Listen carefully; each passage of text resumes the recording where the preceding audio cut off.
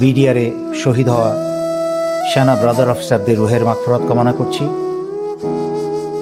একই সাথে কামনা করছি বিডিআর হত্যার নতুন তদন্ত যেন দ্রুত শেষ হয় এবং সকল দোষীদেরকে, দেশি ও বিদেশি সকল অপরাধীদেরকে শনাক্ত করা হয়, আওয়ামী সকল খুনিদেরকে দ্রুত বিচারের আয়তায় আনা হয় এবং বাংলাদেশের ইতিহাসের কাগজে কলমে লিখিত থাকুক ভারত কিভাবে সেনা হত্যার মাধ্যমে বাংলাদেশের স্বাধীনতা ও সার্বভৌমত্ব ধ্বংস করার চেষ্টা করেছে এবং চিরপ্রমাণিত হয়ে থাকুক যে ভারত আমাদের বাংলাদেশের চিরশত্রু।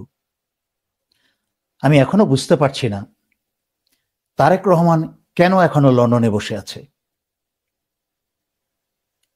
16 বছর বিএনপি তো স্বৈরাচারী শেখ হাসিনাকে সরানোর জন্য কোনো কাজই করলো না, শুধু ঈদের পরের আন্দোলনের ডাক দিয়ে গেল আর সমস্ত জাতির সাথে তামাশা করে গেল।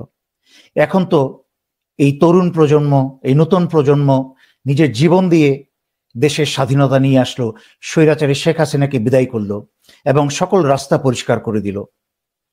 তারেক রহমানের বিরুদ্ধে প্রায় সকল মামলাই উঠে গেছে, রাস্তা এখন পরিষ্কার।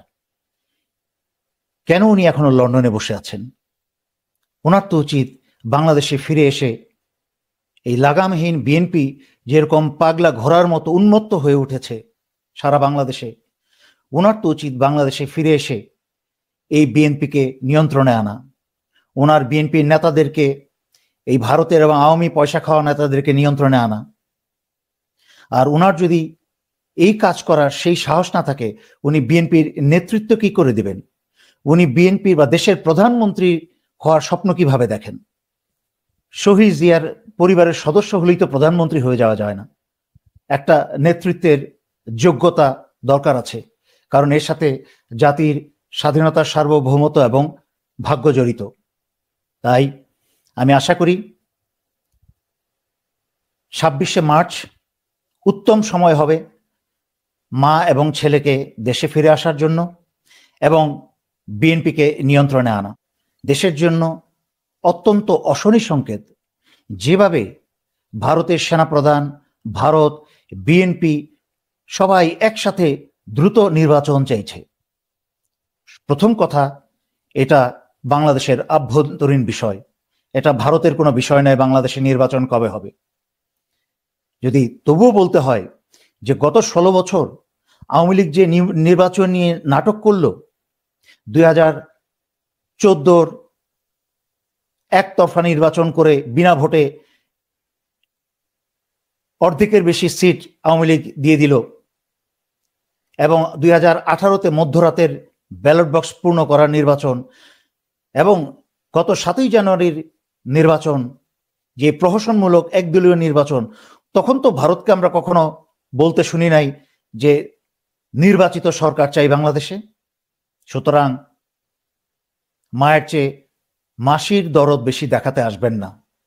বাংলাদেশের মানুষ জানে কি করে তার নিজের অধিকার বুঝে নিতে হয় এবং বিএনপি আর যদি অন্য কোনো ষড়যন্ত্রকারী দল থাকে, যেমন জাতীয় পার্টির জিএম কাদের, এই বেইমান, এই বাটপাটটার আবার মুখ খুলতে শুরু করেছে। তারা সংস্কার চায় না, তারা সংস্কার চায় না, তারা ভারতকে চায়, তারা ভারতের দাসত্ব চায়।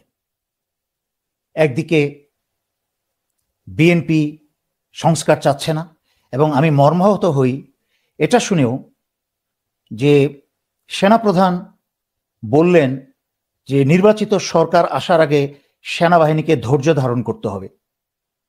ধৈর্য ধারণ করুন, ভালো কথা, কিন্তু আপনাদেরকে বিচারিক ক্ষমতা দেওয়ার পরেও আপনারা কেন জনগণের যান ও মালের নিরাপত্তায় আপনারা কাজ করবেন না? এটাও তো একটা অপরাধ।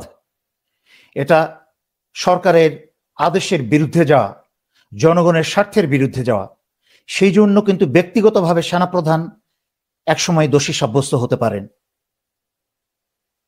যখন 2007-8 সালে বা 1-11 সময় সেনাবাহিনী মাঠে ছিল, সারা বাংলাদেশে বিশেষ করে ঢাকা শহরে রাত্রে 12টার পরেও মেয়ে মানুষ একা চলতে পেরেছে স্বাধীনভাবে, তাদের কোনো ভয় ছিল না। কেন আজকে বাংলাদেশে ঢাকা শহরে এত করুণ অবস্থা? কারণ আমরা দেখতে পাচ্ছি সেনাবাহিনীকে নিষ্ক্রিয় করে রাখা হয়েছে। এর দায় দায়িত্ব তো আজকে হোক কালকে হোক একজনকে নিতে হবে। আপনি একার সিদ্ধান্তে সেনাবাহিনীকে ছোট করছেন, জনগণের বিরুদ্ধে সেনাবাহিনীকে দাঁড় করিয়ে দিচ্ছেন, যার খুব খারাপ পরিণতি হতে পারে সামনে দেশে। একটা জিনিস বিএনপি এবং সকল বাহিনীকে মনে রাখতে হবে যে জুলাই আগস্ট 24 ভুলে গেলে চলবে না। আমাদের এই নতুন প্রজন্ম কিন্তু রাস্তায় নামতে শিখেছে, জীবন দিতে শিখেছে। তারা কিন্তু গণভবন 32 নাম্বার সব ভাঙতে শিখে গেছে।